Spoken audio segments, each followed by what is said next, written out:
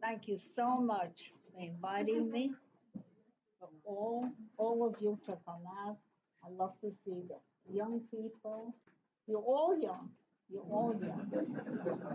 I want to thank also Leah and Glenn to arrange this, my children who live here.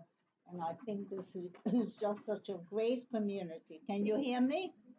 If my voice, my, I'll keep my voice loud.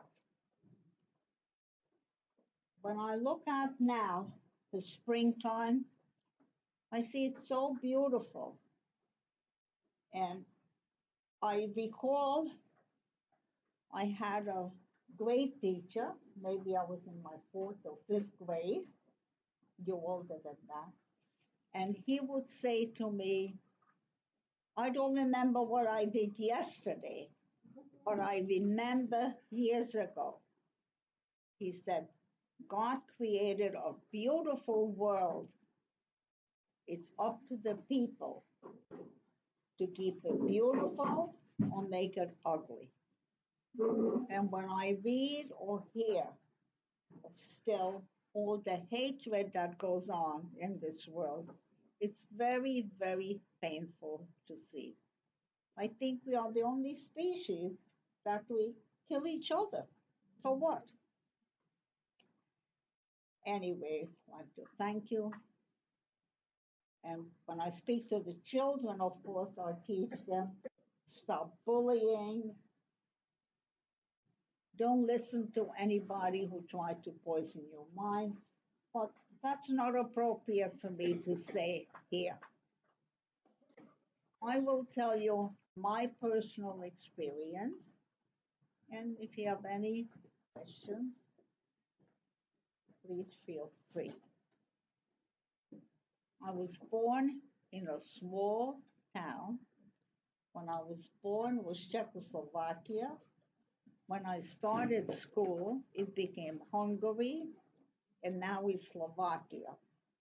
So that's why sometimes I'm mixed up. I'm not where do I belong. And the small town was very close to the large city, Bratislava. That's the capital of Slovakia. And it's really, I think you near Vienna, not too, my grandmother was from Vienna. When I say a small town, we had maybe 1,100 people living in that town. We all knew each other. They were Catholics, they were Protestant, Jews, and Gypsies. And we really lived so happily together. I had a wonderful, wonderful childhood. We played together, we fought together, we made up. And, people really know each other by their first name. And as I said, life was good. I was the eldest, the oldest in my family. I have two younger sisters, and we lived in a large multi-dwelling house. We occupied one wing, my aunt and uncle, my father's brother, with his wife and one child, another wing. I had a grandmother, and I had an aunt who was an invalid, and she lived with my grandmother. And we even had the county seat and a library in our building. My father was a storekeeper. I was raised what you consider modern Orthodox. We were observant Jews, but we respected everybody else and we celebrated each other's holidays, which was always beautiful. And as I said, my life was good. Of course, I recall when Kristallnacht happened, 1939, the broken glass in Germany. And then they were speaking of Poland, how they were already taking Jews from Poland into concentration camps. But somehow my parents had great faith in humanity and also in God. And they said, no, this will not last long. This cannot go on. It will stop. And of course, Hitler came in power. And the reason Hitler came in power because it was depression in Europe, in Germany, depression time. And he told the people, if we get rid of all the Jews, they have all the money, they have big houses, you will have everything. So we'll have to get rid of the Jews.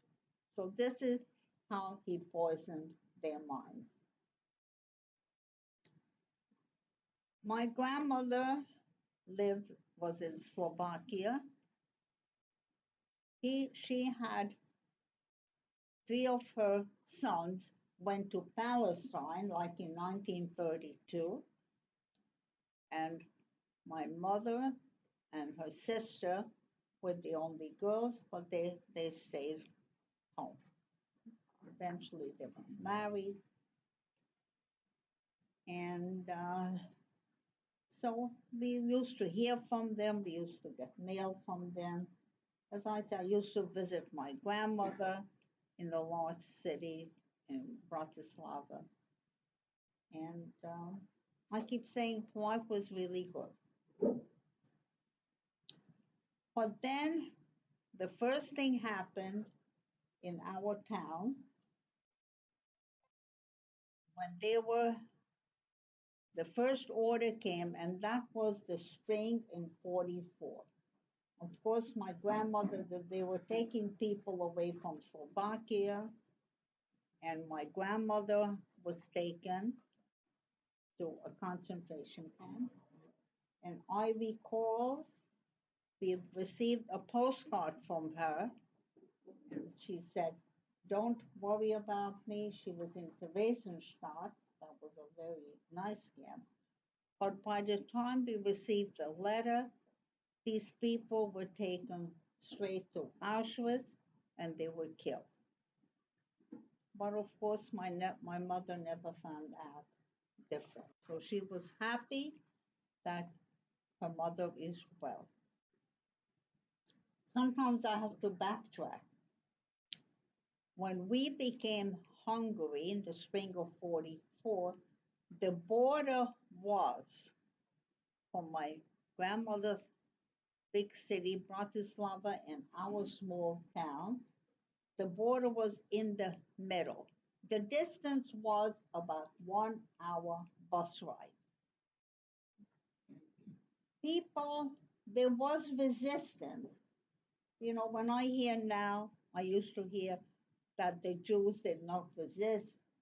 They went to gas chamber like sheep go to slaughterhouse. I'm sure you all read about the Warsaw Ghetto uprising. And even in my small town, there was a resistance group set up. People tried because the Hungarian Jews were still safe because they were taking people from Germany, from Slovakia, and people from Slovakia tried to sneak come across the border at night. Some were successful, but then there were others who were caught. And in our town, we had a small jailhouse, a one room, little room, and people who were caught there as children, myself, few of my teenage friends, the people had asked the authorities that they need to have their observe the dietary laws. They only eat the kosher food, and they should ask for kosher food. So parents, including my parents, made little sandwiches, and they allowed the kids, the young teens, to go and take this food for the people. All we were told, tell the people, before they eat the sandwich, make sure that they like the food. Little did I know, which I found out after the war, they put slips of papers in there, tell the people whom to contact. One Friday, they arrested my parents and a few other couples in the town because they were part of this underground movement. They would give their passport, and through the underground movement, these were passed to be given to people to try to escape. At that time, I didn't know if I would see my parents again. But someday they were all released and they came home, of course, very emotionally broken, physically drained, and still a child. So the parents would come and gather in our house and they would, behind closed doors, they would tell of what had happened.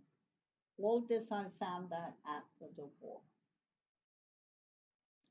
Then things started to happen fairly quickly because now the Germans came and invaded Hungary. The first order came, I had two younger sisters, which I mentioned, my parents. The first order came, first of all, I used to take piano lessons, so Jewish children were no longer allowed to take piano lessons. We had help in the house, everybody did, so they could no longer help, keep help in the house.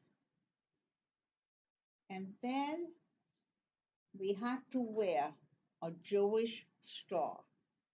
We could no longer leave the house, young or old, you had to wear a Jewish star.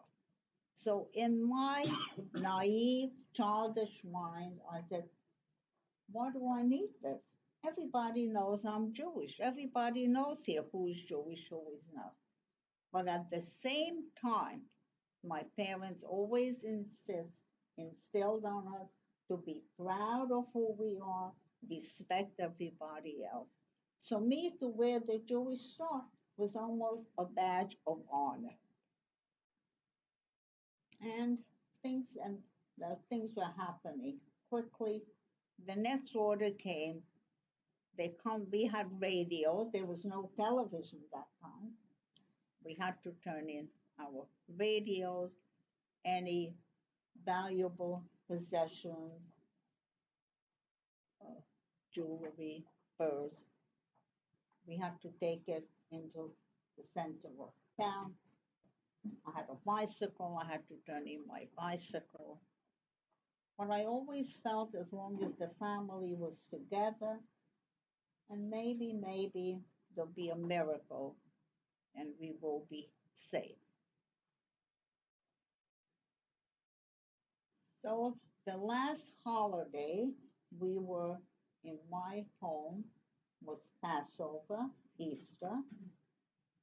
We celebrated, and after that, we were told we can take some furnishings with us, whatever we need, and we'll be taken into a nearby town, also a smaller town, which was the ghetto.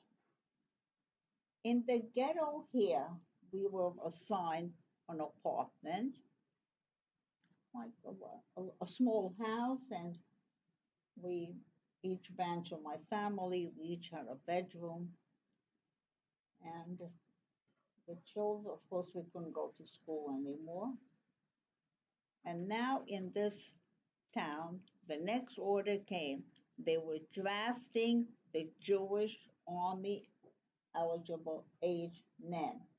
I guess the age was 19 up to 45. My father was 44 years old, and they were taken, drafted not into a regular army, but was called a workforce. They were going behind lines because they felt the Jews could not be trusted to be sent into a regular army, and they performed the menial work. I never saw my father after that. Now the parents started to set up homeschooling for the younger children and teenagers. I wasn't quite 15 years old yet, but I was much taller as I am now. I looked strong and healthy, and they were taking, and we were going to a nearby on a farm. We worked on a farm, boys and girls together, and during the day we had a good time. We worked. We still had enough food. We had water, and carrying on and working. But of course, at night, we always came home to see everybody's worried face for every reason. We stayed in this ghetto for about 7 weeks, and after that, now the next order came. We had to. Everybody was allowed to pack an overnight case, every person, and we will be taken to a deportation center, a little larger city, town, where they had a large train station. We all have train stations, but this could accommodate a larger, more trains. Here we no longer lived in apartment.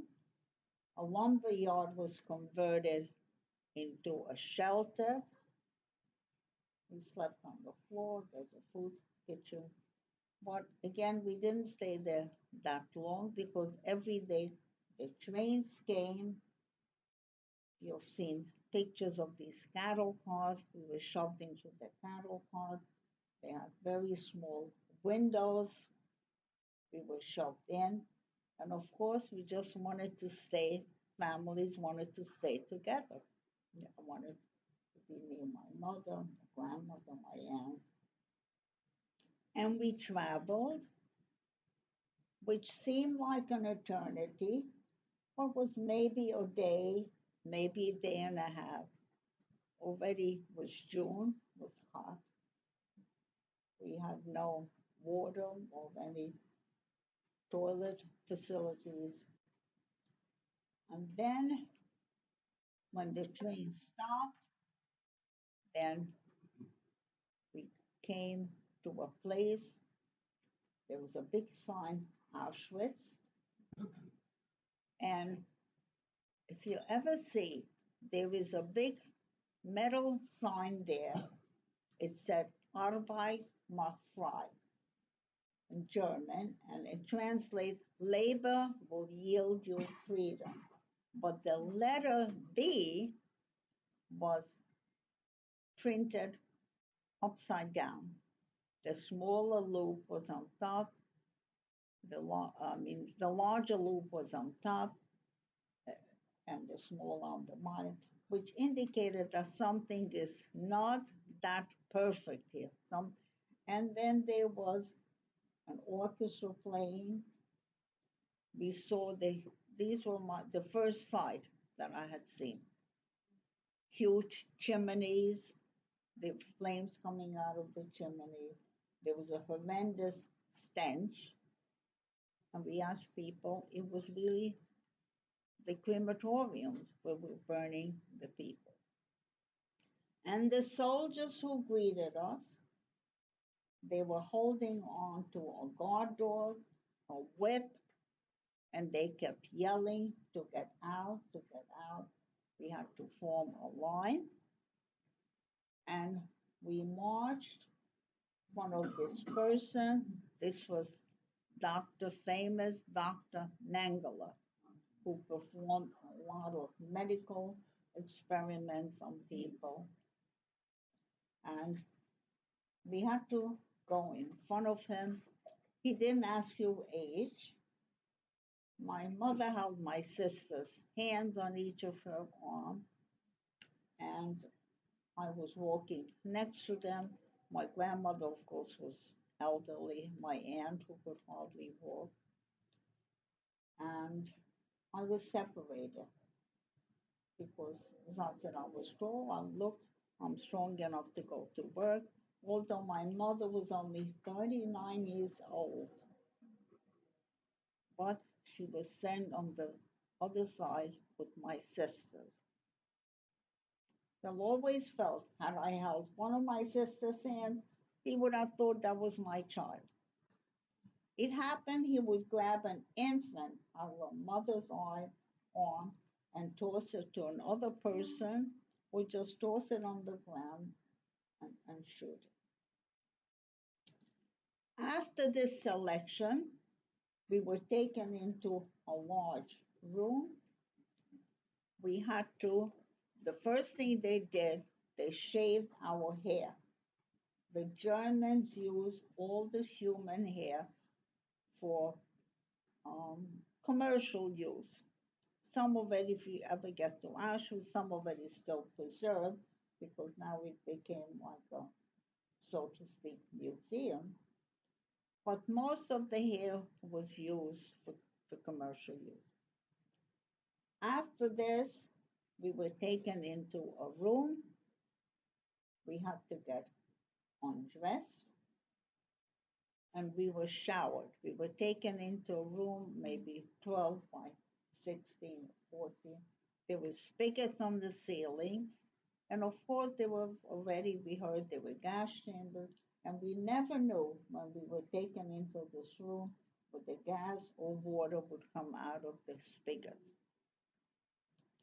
Once we were showered, they tossed a garment at us and a bowl. Nothing else. No towel, no soap, no toothbrush, nothing, nothing. That's it. And then we could go in the corner, they had the piles of shoes. So they did let us go and take a pair of shoes that was fairly comfortable because our labor was needed. After this selection, and in this one happened, I had a very close friend, and her mother was my mother's closest friend. And my friend had scoliosis, and she lived in a bodysuit. So her mother asked the matron, the German SS woman, could my daughter hold on to her corset because she cannot stand without it. And she said, if that's the case, let her come with me. And her mother pleaded to let her go with her child.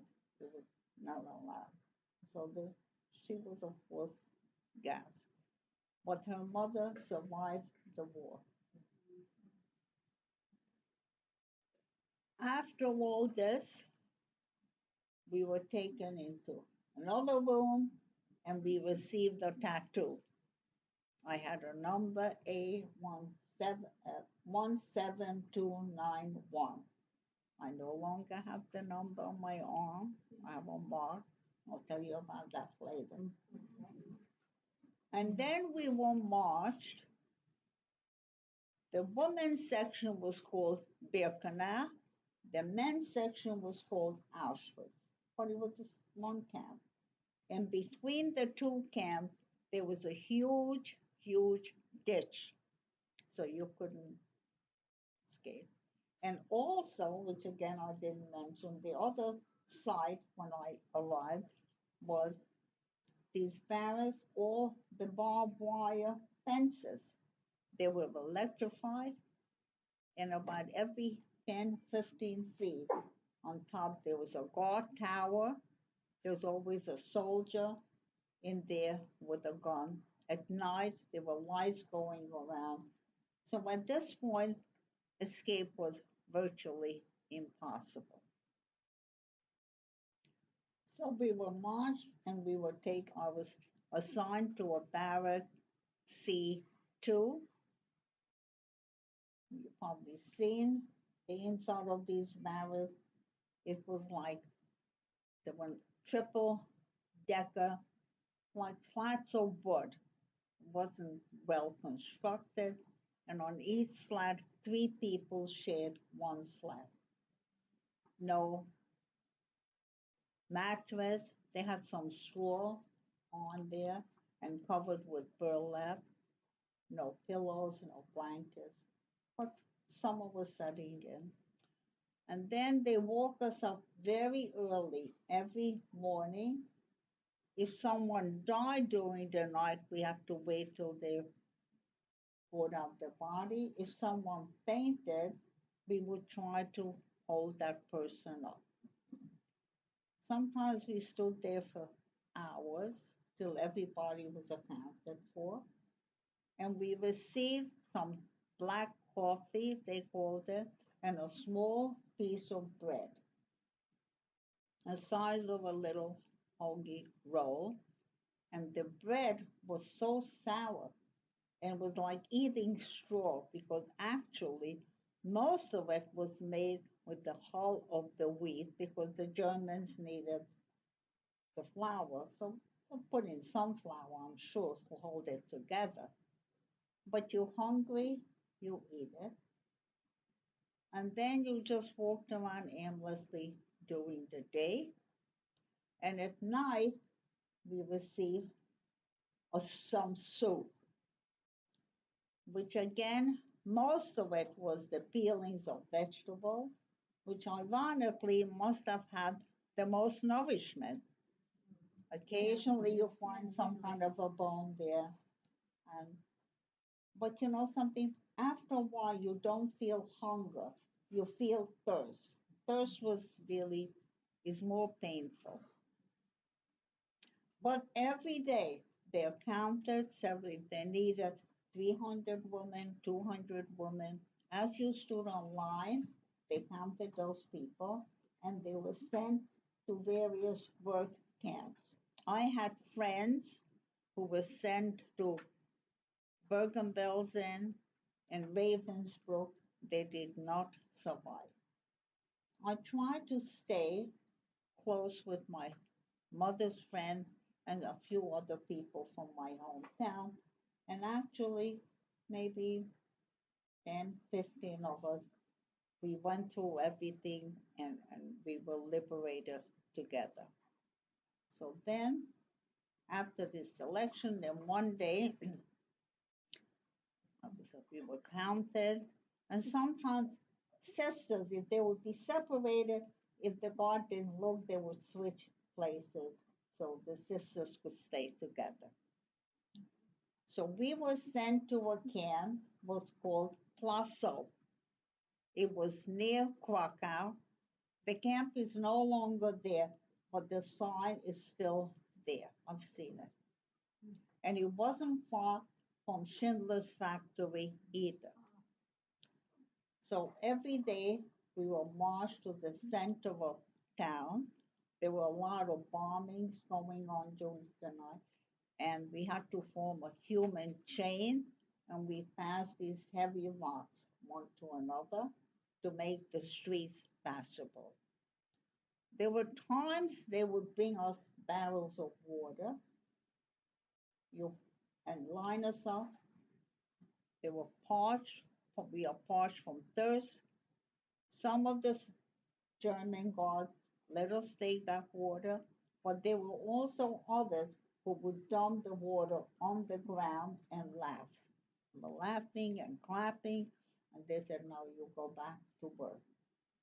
And one thing that we could fight back at this point, our only weapon was our pride. We never showed them. We never begged them for food. We never begged them for water. If they would let us speak to each other, we did. If they let us sing, we would sing. And so, and in the camps, I really wanted to live because I always, spite of everything what I saw, spite of what they said, that my mother and my sisters were put straight into the gas chamber. Somehow, in my naive mind, I said, then maybe they're living somewhere, and I don't want to be the only one who will not come back after the war.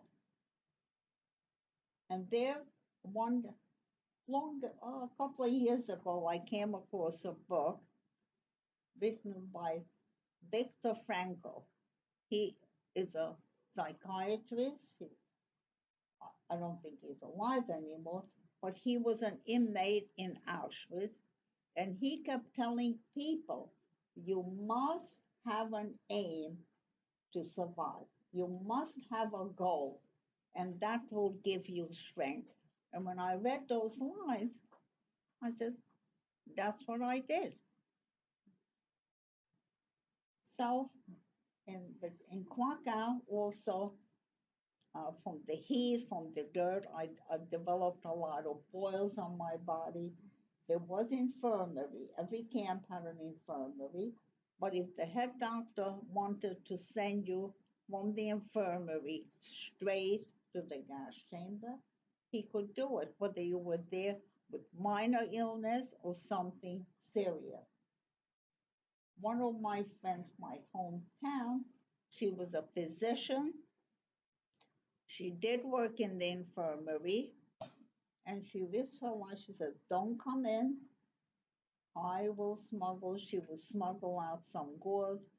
She would clean my boils, or she would find a clean leaf, and I survived. Quaker, the hard work, but summertime was not that great. Now, fall was setting in, and there was a lot of luck involved where you were sent to work in surviving. And also, I was a very well nourished kid. So I had a lot of flesh on me. So that all helps. Well nourished and all. So one day, and we never ask any questions because also if the soldier didn't like the way you looked, he always had a pistol tucked into his boots. If he wanted to shoot you, he could shoot you. And of course, at 9, I'm sure he got a nice medal for killing another Jew. So one day, instead of being marched to work, after we were showered, we all received, in addition to a dress, a jacket, or a coat. And I remember I was so lucky. I received a long black flannel dress, which was warm. And we were taken to a camp with Wiesenau. And here we worked indoors. So it's in Bavaria, and the winters are severe there. A lot of snow, cold. So to work indoors, of course, the barracks were never heated, and there was no insulations, and we always lived in the same kind of barracks. And during the day, this already Christmas time, during the day we would march through the town to go to work. And I always wondered, do these people know who we are? And I would see behind lit windows people sitting around the table eating, or at night sleeping in a bed. So it was, the normal life. But here we worked side by side with German people, and the Germans were losing the war. A lot of men were needed in front, women were working with us, and they were restricted strictly not to speak to us at all. And they were always good people. I always bring that up. There were always people who risked their lives, who saved Jews. They risked their families. I have a girlfriend who survived in a convent. She was a little girl. So, and she wasn't the only one with children. Her husband survived. He was on a farm. So did her brother. So we, there was this one person every day he smuggled. Now, don't forget the Germans lived with ration also. And every day on the dirty racks, he was smuggling a piece of kielbasa, a piece of cheese, a piece of bread, and always motioned to a different girl to take that food. So he was very kind. I don't know his name, but he was very kind. He had compassion. So they and there were always rumors circulating in the camp to give us strength. The war will be over. Don't worry. The Germans are losing the war. And this gives you emotional strength. So one day, instead of after we were shoved into the cattle pod, instead of going to work, march, instead of marching to work, we were marched and shoved into the cattle pod. Spring was setting in, and we were traveling. And at one point, the doors opened, and in the far end, there were, I think, two or three Red Cross trucks parked there with a Red Cross sign.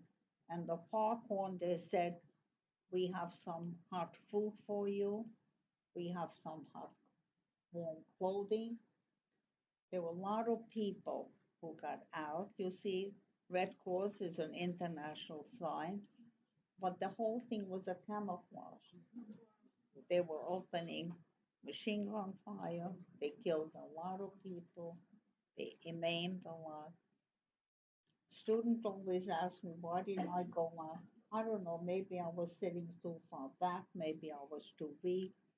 I don't know. It was meant for me not to go out. So people, if they were just injured, the others who were capable, they would drag them back into the car. And then, you see, the Germans really wanted to kill every single one of us because now is also, there are people who claim the Holocaust never happened, even today, when there are survivors who know better. Anyway, we traveled, and then when we got back to the same town where we left, the doors opened. There were soldiers dressed in a uniform we did not recognize, spoke a language I didn't know, and I'm sure it took them a long time to tell us that we are free. They're the American Army, and now the real Red Cross stepped in, a Jewish organization, Hayas, and we all got some clothing and food and a Euro pass. Pass, I don't know if it's Euro, something, money, and we could travel. And we just wanted to get back to our hometown. We walked, we hitchhiked. As I said, six of us, seven of us, we survived together. And then the worst thing happened when we got back to my hometown. I didn't tell you, we only had 160 Jews living in that town, amongst a thousand population. Only 60 of us survived, only five adults. The rest of us, we were all teenagers, few years older. And that's when the reality set in. And having the large house, when I went back home, the house was vacant. I guess Germans must have lived there. I did find like a hostess gown of my mother's, one of an ashtray she used to smoke. a handkerchief, and that's what I took with me to this country. And I would go every day to the train station because now the reality set in my mother and sisters will never return. But I didn't know what happened to my father. So I went to a train station and would call out my father's name. And one time a person said, I remember your father. I was on a march with him and he collapsed. He could no longer walk. And it was the second day, it was the second day of Passover. And then I would go back to my grandmother's city, again looking, because I knew two of my, my mother's sister married my father's brother, and I knew they came to the States. And I also knew my three uncles who went to Palestine, one of them returned. And of course, he was taken away, but I wasn't sure if he's alive. And walking on the street, believe it or not, I ran into him, my Uncle Frank, and then I lived with him. I went back and forth, my hometown of my friends. We set up like a little community. And then my uncle had the name, of course, the name we all know, but the address, somehow he got in touch, maybe through authorities. I'm not sure how. After the war, for a while you live in a fog. And he got in touch with my aunt and uncle, and I came to the States in the spring of 1946. I didn't speak any English, but I went to school at night. I worked during the day, whether my language was not native. I would clean apartments, and there was a lady, a couple in my aunt's building. She owned a beauty parlor, and she said if I straighten out her house every morning, I could go and she will take care of my hair, my nails. So it was bartering. And I worked in factories. And that first summer, my cousins, my aunt and uncle, they had two sons, they worked in a summer camp. And they asked the owner, they told them, we have a cousin who came from Europe. Could she maybe come? Could you give her some kind of a job? And she was very kind. I said, sure, let her come. And again, I straightened out the doctor's apartment and the infirmary. And at night, I hung out with the waiters, the waitresses, and the counselors. They taught me, helped me with my English language. They all corrected me. And I had a wonderful summer. And then in the fall, I went to night school. And then through the organization, I think hired, they helped me. I went to, there was a high school in Manhattan, Rhodes. So I was a Rhodes Scholar. And they had the GIs who went to school there. And I went there and I received an equivalency diploma. And then eventually I worked in a hospital and I met a handsome young man. Unfortunately, I lost my husband many, many years ago to pancreatic cancer. We were married. We didn't have much, but we had love and we had each other. And then eventually I had children, have 7 wonderful grandchildren, and that's my revenge. And when I worked in the hospital, and there were plastic surgeons there, and he noticed the number on my arm. They were working on the Hiroshima people cases, and he said, "If you want, I'll take that number off." And I said, "Why not? I'm not an animal that has to be branded. I have a name, I have papers, I'm a person," and that's how they took the number off. And now, for many, long time was very difficult to speak about the Holocaust. And one time I read an article written by Elie Wiesel, who died here, and his last sentence was when they buried the last survivor, they will bury a living witness. And then I remembered we made a vow to each other: whoever survives will tell the world what happened to us, but mostly that it should never ever happen to any other human being, regardless of race, religion, anything. So, in the beginning it was difficult. I even went back to Auschwitz with my two sons many years ago to my hometown, and and now I speak in the schools whenever I can, and I'm very grateful.